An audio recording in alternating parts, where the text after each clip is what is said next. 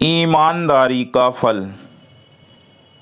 काफ़ी समय पहले की बात है। प्रतापगढ़ नाम का एक राज्य था। वहाँ का राजा बहुत अच्छा था, मगर राजा को एक सुख नहीं था। वह यह कि उसकी कोई भी संतान नहीं थी। वह चाहता था कि अब वह राज्य के अंदर किसी योग्य बच्चे को गोद ले, ताकि वह उसका उत्तराधिकारी बन सके और आगे की बागडोर को सुचारू रूप से चला सके।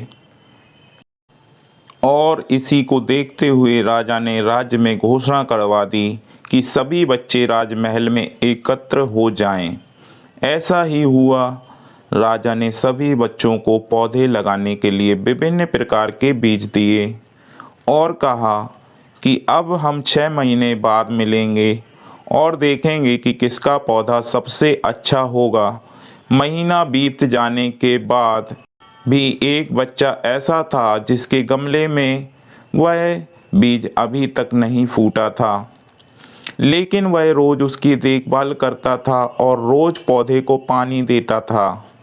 देखते ही देखते 3 महीने बीत गए। बच्चा परेशान हो गया।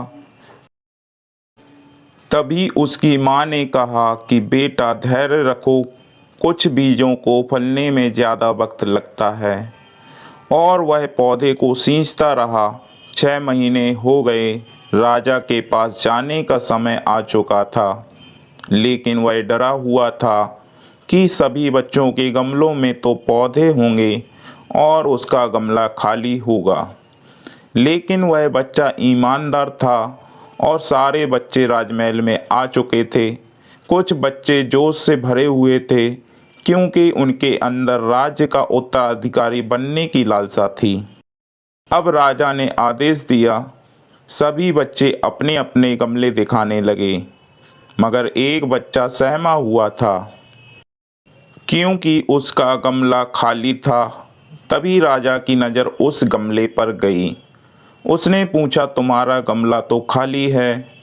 तो उसने कहा, लेकिन मैंने इस गमले की 6 महीने तक देखभाल की है। राजा उसकी ईमानदारी से खुश था कि उसका गमला खाली है, फिर भी वह हिम्मत करके यहाँ आ तो गया।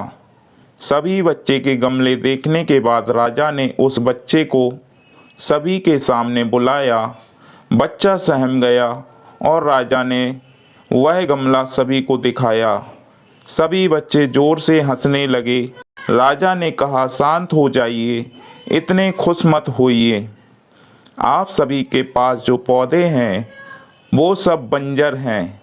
आप चाहे कितनी भी मेहनत कर लें, उनमें कुछ नहीं निकलेगा। लेकिन असली बीज यही था।